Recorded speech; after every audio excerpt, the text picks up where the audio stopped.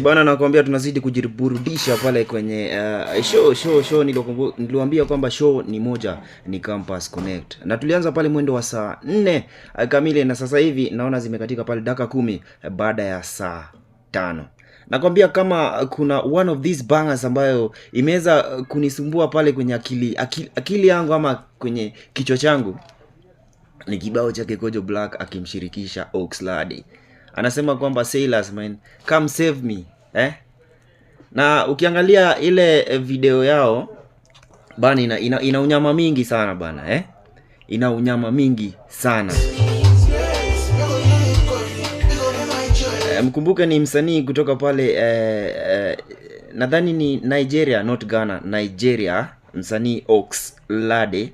Na ni chemistry ya watu wawili ambao kwenye tasnia yao ya muziki nadhani kwamba wote huwa ni Simba. And of course nikisikizanga tu Oxlade, sauti ya Oxlade kwenye kibao chochote chake, na kwaga nimefurahia sana. And of course siwezi nikapita bila kuisikiza.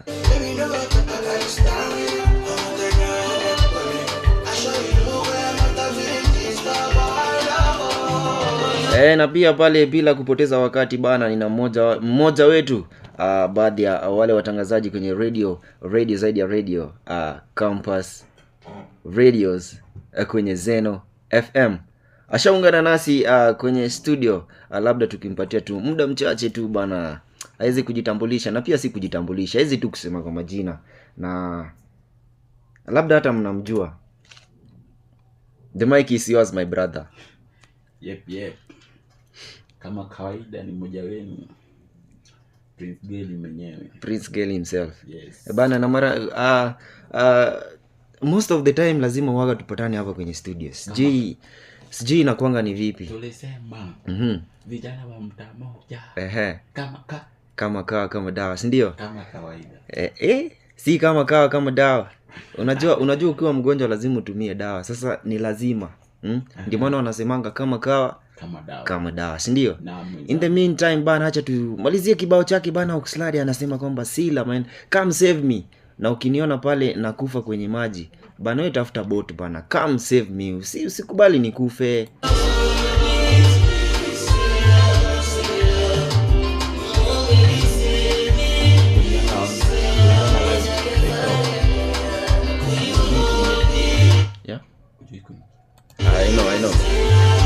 I know, najua dosi yangu.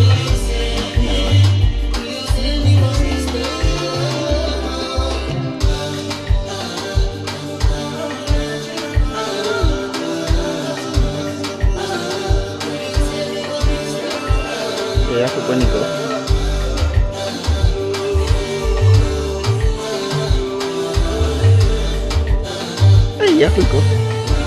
yako iko na wapi? Tunaonyesha hapo.